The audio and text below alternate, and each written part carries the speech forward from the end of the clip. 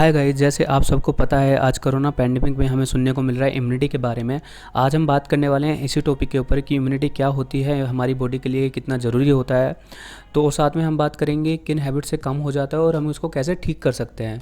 सबसे पहला क्वेश्चन आता है, आखिर इम्यूनिटी होता क्या है। तो इम्यूनिटी कुछ नहीं, हमारी बॉडी का डिफेंस सिस्टम होता है। तो हम इस चीज़ को कुछ ऐसे समझते हैं जैसे हमारी कंट्री को मिलिट्री और एयरफोर्स और पुलिस फोर्स की रिक्वायरमेंट होती है। चाहे कंट्री कितनी भी अच्छी रहे बट हमेशा डिफेंस मैकेनिज्म की रिक्वायरमेंट होती ही है, जिससे कोई भी बाहर का एनिमी अटैक ना कर सके या अटैक करे तो उस पर एक रीजनेबल एक्शन लिया जा सके। तो सेम वे में इम्यूनिटी क्या करता है, हमारी बॉडी को प्रोटेक्ट करता है externally and internally from viruses and bacterias. Immune system क्या होता है, बहुत सारे ऑर्गन से मिलके बना होता है, बहुत सारे ऑर्गन्स इसमें इन्वॉल्व होते हैं। जैसे टॉन्सिल्स होता है, थाइमस होता है, स्प्लीन होता है, अपेंडिक्स होता है एंड बोन मैरो होता है। थाइमस क्या होता है, थाइमस एक ऑर्गन है जो लंग्स के बीच में होता है एंड इसमें टी सेल्स होते हैं। तो जब भी कोई फॉरेन इन्वेडर आता है तो ये उन पर अटैक कर देता है, इसका काम अटैक करना होता है उन पर। टॉन्सिल्स जो होता है वो हमारे मुंह में होता है, तो जो भी चीज़ अंदर जाती है वो हमारे टॉन्सिल से होकर अंदर जाती है। एंड अपेंडिक्स हमारे गट में होता है, जिसका काम है हमारे गट में गुड बैक्टीरिया को प्रोटेक्ट करना। हमारे गट में दो बैक्टीरिया होते हैं, एक गुड बैक्टीरिया और बैड बैक्टीरिया। गुड बैक्टीरिया का काम बैड बैक्टीरिया को ख़त्म करना होता है और अपेंडिक्स का काम हमारे गट बैक्टीरिया में जो गट में जो गुड बैक्टीरिया है उसको प्रोटेक्ट करना होता है। तो और इम्यून सिस्टम का और क्या काम है, तो और क्या काम होता है, ये होता है कि जो बाहर से कोई भी बैक्टीरिया है, वायरस है, पैरासाइट है, कुछ भी आता है तो ये उससे फाइट करता है। ऑल्सो ये क्या काम करता है, ये उसके साथ में उसको न्यूट्रलाइज करता है। जैसे आप स्क्रीन पर देख रहे होंगे कि ये बाहर से आने वाले जितने भी हार्मफुल सब्सटेंसेज होते हैं इन्वायरमेंट से, उनको ये न्यूट्रलाइज करता है। साथ में ये कैंसर बस्टर भी होता है, क्योंकि हमारी बॉडी के अंदर ऑलरेडी बहुत सारे कैंसर सेल्स होते हैं, तो उसको ये क्या करता है, डिस्ट्रॉय करने का काम करता है जो हमारा इम्यून सिस्टम है। तो जो हमारा फर्स्ट डिफेंस सिस्टम जो होता है वो स्किन होता है, बट जो इम्यून सिस्टम है वो काम करता है जो भी एलियन सेल्स हैं या बॉडी सेल्स हैं उनमें वो फ़र्क करता है, और बैड सेल्स और एलियन जो सेल्स हैं उनमें डिफरेंस करता है, और जो बैड सेल्स हैं उनको वो ख़त्म करता है। हमारे सिस्टम पर, जैसे आप स्क्रीन पर देख रहे होंगे, हमारे सिस्टम पर दो प्रकार के डिफेंसेस होते हैं। Number 1 इनेट, number 2 adaptive. इनेट क्या होता है, इनेट जो है वो फर्स्ट लाइन ऑफ डिफेंस होता है। जैसे आपका आइज़ है, जैसे आपका म्यूकस है, म्यूकस लाइनिंग है, स्किन है, अगर कोई भी बैक्टीरिया इनसे होकर अंदर चला जाता है तो उसके बाद में हमारा अडेप्टिव सिस्टम काम करता है। जैसे आप स्क्रीन पर देख रहे होंगे, तो सेम वे में ये हमारी बॉडी में बाद में अडेप्टिव सिस्टम अपने काम पर लग जाता है। और मैं आपको क्लियर कर देता हूँ कि सारे जो अपना इम्यून सिस्टम है उसका काम हमेशा अटैक करना ही नहीं होता है। एक्चुअली होता क्या है कि सबसे पहले वो सबका अलग अलग काम होता है। जैसे कि अगर मान लीजिए कुछ ऐसी सस्पिशियस एक्टिविटी चल रही है तो पुलिस के अलग अलग खबरी होते हैं, तो खबरी क्या करते हैं, वो अगर कुछ ऐसा सस्पिशियस एक्टिविटी लगता है देश के अंदर कहीं भी, तो वो पुलिस कांस्टेबल के पास जाते हैं, इंस्पेक्टर के पास जाते हैं। फिर वो इंस्पेक्टर आगे रिपोर्ट करता है हायर अथॉरिटी के पास, जैसे कमिश्नर हैं या और बड़े लोग हैं, उनको बताता है। या जैसे अपनी रो या सीबीआई वगैरह काम करती है, तो ये लोग देखते हैं कि सस्पिशियस एक्टिविटी कोई है क्या, फिर वो अलग अलग जो टीम होती है उनको बताते हैं। जैसे अगर बाहर कोई इस तरीके की एक्टिविटी है, जैसे अपना बॉर्डर लाइन में मिलिट्री है, अगर उनको लगता है कि पीओके में कुछ ऐसी सस्पिशियस एक्टिविटी चल रही है और वहाँ से अपनी रो ने कुछ भेजा कि वहाँ से अटैक करने वाले हैं, तो अपनी मिलिट्री पहले ही एक्शन ले लेती है, क्योंकि वहाँ पे मिलिट्री काम आती है, वहाँ पुलिस नहीं जा सकती है। तो सेम वे में क्या होता है कि जैसे कुछ अंदर इस तरीके का चल रहा है देश के, और अंदर कोई इस तरीके की एक्टिविटी चल रही है और वहाँ का खबरी बताता है, तो वहाँ पे पुलिस वो एक्शन ले लेती है। या सीबीआई बताती है कुछ ऐसी एक्टिविटी है होने वाली है अंदर, या रो बताती है कि अंदर ऐसा कुछ एक्टिविटी है चल रहा है, तो पुलिस फोर्स जाती है या अपना जो भी फोर्सेज होते हैं वो जाकर उस पर रीजनेबल एक्शन लेते हैं। तो सेम वे में वायरस अगर कोई अटैक करता है हमारी बॉडी पर, तो हमारी एंटीबॉडी उसको पहचान, जो भी पर्टिकुलर वायरस होता है उसके लिए हमारी एक एंटीबॉडी होती है, और वो पर्टिकुलर एंटीबॉडी उसके लिए उसको मारने का काम करती है, उसे फाइट करने का काम करती है। तो अगर कोई भी हमारा वायरस है और पहले डिफेंस सिस्टम पे उसे वो अंदर चला गया, तो जो भी अंदर बाद में काम करता है वो हमारा इम्यून सिस्टम काम करता है। अब बात करते हैं हम एक्वायर्ड इम्यूनिटी के बारे में कि एक्वायर्ड इम्यूनिटी आखिर होता क्या है। एक्वायर्ड इम्यूनिटी जैसे स्क्रीन पर देख रहे होंगे, एक्वायर्ड इम्यूनिटी एक एक्टिव इम्यूनिटी होता है, एक पैसिव इम्यूनिटी होता है। एक्टिव इम्यूनिटी में क्या आता है कि जैसे कोई भी नेचुरल एंटीबॉडी डेवलप हो जाती है in response to an infection. जैसे किसी को पहले चिकन पॉक्स हुआ तो उसको वो दोबारा नहीं होता, because he develop antibodies and naturally immunity बढ़ जाता है। तो सेम वे में क्या रहता है कि अगर किसी को पहले कोई बीमारी हुई है तो वो उसका नेचुरली एंटीबॉडी अपनी बॉडी के अंदर वो डेवलप हो जाता है। एक होता है आर्टिफिशियल फ्रॉम वैक्सीनेशन। वैक्सीनेशन का पर्पज़ ये क्या होता है कि उसे ना वायरस दिया जाता है किसी को थोड़ी मात्रा में, तो जिससे उसकी बॉडी है पर्सन की वो एंटीबॉडी डेवलप कर लेता है अंदर। जैसे अभी बच्चे की बात कर लेते हैं, 2-3 साल के अंदर बच्चे को काफ़ी सारे वैक्सीन्स लगते हैं। वैक्सीन्स का मतलब क्या होता है, उसमें छोटी छोटी मात्रा में वायरस दिया जाता है, अलग अलग बीमारी का, डिसीज़ का, अलग अलग बीमारी से के वैक्सीन्स दिए जाते हैं। तो उससे वो लड़ने के लिए उसके अंदर एंटीबॉडी बना लेता है, जो बॉडी होता है वो एंटीबॉडी बना लेता है उसके लिए।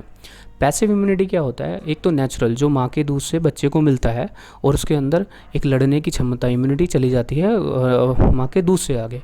आर्टिफिशियली क्या होता है, जब भी कोई पर्सन है और किसी पर्सन ने किसी दूसरे पर्सन को ब्लड दिया और जिस बंदे ने ब्लड दिया उसको पहले कोई बीमारी हुई थी और उससे वो रिकवर किया और उसकी इम्यूनिटी किसी बीमारी से लड़ने के उसके अंदर का एंटीबॉडी ऑलरेडी डेवलप हुई उसके अंदर, तो जिस बंदे को भी वो ब्लड दिया जाता है तो वो उस ब्लड के अंदर ऑलरेडी होता है, तो उसको भी वो एंटीबॉडी मिल जाता है, तो जिससे वो अपना कोई भी आगे कुछ भी रहता है या कोई भी उस तरह की बीमारी होता है तो उससे लड़ने में उसके काम आता है, क्योंकि वो एंटीबॉडी उससे ट्रांसफ़र हो जाती है। तो उसे आर्टिफिशियल पैसिव इम्यूनिटी के रूप में जाना जाता है। अभी जैसे बात कर लेते हैं कोविड-19 में, तो आपने सुना होगा कि प्लाज्मा ट्रांसफ्यूजन अभी किया गया है और इंडिया में भी ये हो रहा है। तो जैसे किसी पर्सन को कोविड-19 हुआ था और वो रिकवर कर गया है, तो उसके अंदर ऑलरेडी एंटीबॉडीज़ डेवलप हो गई है, तो वो क्या करता है, जब अपना ब्लड प्लाज्मा किसी और को देता है तो वो उसको उस वायरस से लड़ने में मदद करता है, वो उसको रिकवर होने में मदद करता है, क्योंकि उसका जो एंटीबॉडी है उसके अंदर जा चुका है, इसी वजह से वो मदद करता है। तो प्लाज्मा ट्रांसफ्यूजन इस तरीके से कोविड-19 में काम आ रहा है राइट नाउ। अब हम आगे बात करते हैं कि जो इम्यून सिस्टम है वो कैसे किन हैबिट से वीक होता जा रहा है आज के टाइम में। एक होता है रिफाइंड शुगर। जो शुगर है ना आज के टाइम में, शुगर क्या कर रहा है, प्रोडक्शन ऑफ एंटीबायोटिक्स है उनको डिक्रीज करता है। तो जो भी अपना ट्रांसपोर्ट होता है विटामिन सेल्स का सेल्स में बनने से उसको रोकता है। तो शुगर का काफ़ी निगेटिव इम्पैक्ट रहता है हमारी बॉडी के ऊपर। एक्सेसिव अल्कोहल की बात करते हैं, जो भी एक्सेसिव अल्कोहल लेता है उसकी इम्यूनिटी भी वो असर करता है, इम्यूनिटी कमज़ोर करता है। स्मोकिंग भी सेम वे में इम्यूनिटी को कमज़ोर करता है। नंबर 4 पे आता है स्ट्रेस भी इम्यूनिटी को कमज़ोर करता है। अगर कोई स्ट्रेस लेता है तो जो बैड जो हार्मोन्स हैं जो स्ट्रेस लेता है तो उस तरीके से वो इम्यूनिटी को कमज़ोर करता है। अगर कोई जंक फूड ज़्यादा खाता है तो उसकी भी इम्यूनिटी कमज़ोर हो जाती है। ओबेसिटी, मोटापा भी सबसे बड़ा रीज़न होता है इम्यूनिटी को कमज़ोर करने का। अगर कोई पर्सन डेली बैठा रहता है और एक्सरसाइज ज़्यादा नहीं करता तो उसकी इम्यूनिटी भी कमज़ोर हो जाती है। अगर कोई एक्सरसाइज करता है ज़्यादा तो उसकी भी इम्यूनिटी पर फ़र्क पड़ता है। अगर कोई 90 मिनट से ज़्यादा की एक्सरसाइज कोई करता है तो उसकी इम्यूनिटी पर भी फ़र्क पड़ता है और उसकी इम्यूनिटी भी कमज़ोर हो जाती है, जल्दी बीमार हो जाता है आफ्टर 72 आवर ऑफ एक्सरसाइज। अब बात करते हैं कि हम इसको कैसे पहचान सकते हैं कि इम्यून सिस्टम कमज़ोर है। उसके सबसे बड़ी बात है, हमें ये देखना चाहिए कि किसी पर्सन को फ्रीक्वेंट कोल्ड्स है क्या, फ्लू हो रहा है क्या, फीवर हो रहा है क्या, तो इसका मतलब है उसका जो इम्यूनिटी सिस्टम है वो वीक है। अगर किसी को क्रोनिक फटीग है, अस्थमा है, सीजनल एलर्जी होती है, एनल एलर्जीज हैं, या पुअर एक्सरसाइज रिकवरी है, हाई ब्लड शुगर लेवल्स हैं, trouble waking in the morning होता है, कॉन्स्टिपेशन रहता है, लॉट ऑफ फूड सेंसिटिविटीज़ रहता है, ट्रबल स्लीपिंग रहता है, या क्रोनिक कंडीशंस रहता है, तो क्रोनिक स्किन कंडीशंस रहता है, तो उसका मतलब है कि उसका इम्यून सिस्टम कमज़ोर है।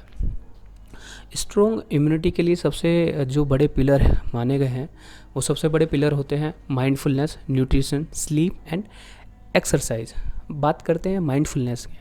माइंडफुलनेस मतलब अपने दिमाग को, जैसे योगा है या मेडिटेशन है, ऐसे करके उससे क्या होता है कि हमारे गुड हार्मोन उससे बढ़ते हैं और वाइट सेल्स भी बढ़ते हैं उससे, तो वो हमारी बॉडी पर पॉजिटिव इम्पैक्ट डालता है। न्यूट्रिशन क्या करता है, न्यूट्रिशन जो है एक सबसे बड़ा रीज़न होता है आज के टाइम में। जब भी हमारी बॉडी को सबसे ज़्यादा हमारी बॉडी की रिक्वायरमेंट होती है वो न्यूट्रिशन, प्रॉपर न्यूट्रिशन की रिक्वायरमेंट होती है। इसलिए हमारी बॉडी को प्रॉपर न्यूट्रिशन मिलना चाहिए, और खाना तभी खाएं जब वो हॉट हो, यानी कि जब खाना हॉट हो, या जो भी है जो कुक्ड लीफी वेजिटेबल होते हैं वो खाना चाहिए। जो रिच फ्रूट हैं जैसे पपाया है, पाइनएप्पल, कीवी वगैरह, मैंगो वगैरह, ये खाने चाहिए। जिंजर, गार्लिक और ब्लैक पेपर जब आप खाना पका रहे हैं तो ये ऐड रखें उसमें, और पानी खूब पिएं, और इस तरीके से आप इसको मेंटेन रख सकते हैं। साथ में बात करते हैं स्लीप। 7 से 8 घंटा हमें डेली सोना चाहिए, तो ये हमारी बॉडी के लिए रिक्वायरमेंट होती है। एक्सरसाइज, 30 मिनट की एक्सरसाइज हमारी इम्यूनिटी को बढ़ाने में काफ़ी मदद करता है, इम्यूनिटी काफ़ी अच्छा करता है उससे। अब बात करते हैं हेल्दी रिलेशनशिप। हेल्दी रिलेशनशिप भी वन ऑफ द रीज़न होता है, हमारी इम्यूनिटी को बढ़ाने में काम आता है। अगर जब भी हमारी हेल्दी रिलेशनशिप होते हैं तो हमारे गुड हार्मोन रिलीज होते हैं, जिससे हमारी इम्यूनिटी अच्छी होती है। और हंसना चाहिए। हंसने से क्या होता है, हंसने से भी हमारी इम्यूनिटी क्या होती है, इम्यूनिटी हमारी बढ़ती है। क्योंकि जो हमारा 1 मिनट ऑफ एंगर जो होता है वो हमारा इम्यून सिस्टम को 4 से 5 घंटे के लिए वीक कर देता है। मतलब 1 मिनट का गुस्सा 4 से 5 घंटे के लिए हमारे इम्यून सिस्टम को कमज़ोर कर देता है। और 1 मिनट ऑफ लाफ्टर हमारी इम्यूनिटी को 24 घंटे के लिए बढ़ा देता है। तो हमेशा हंसेंगे तो हमारी इम्यूनिटी इतना अच्छी रहेगी। और पानी पीना बहुत ज़रूरी है, वाटर पीना बहुत ज़रूरी है, क्योंकि पानी से क्या होता है, हमारी इम्यूनिटी अच्छी रहती है। यानी कि 20 किलोग्राम अगर किसी का वेट 60 है तो उसे 3 लीटर पानी पीना चाहिए, यानी कि 20 लीटर पर 1 लीटर पानी उसको पीना चाहिए 20 किलोग्राम वेट पर। और हाइजीन का प्रॉपर ध्यान रखें। और साथ में बात करते हैं किन किन चीज़ों से और आप खाने से बढ़ा सकते हैं। जैसे विटामिन से, आप कौन कौन से विटामिन से रखेंगे तो उससे आपकी इम्यूनिटी बढ़ेगा। जैसे सुना होगा अभी रिसेंट में विटामिन सी लीजिए, तो सेम विटामिन सी रहता है, विटामिन ई रहता है, विटामिन ई और विटामिन डी।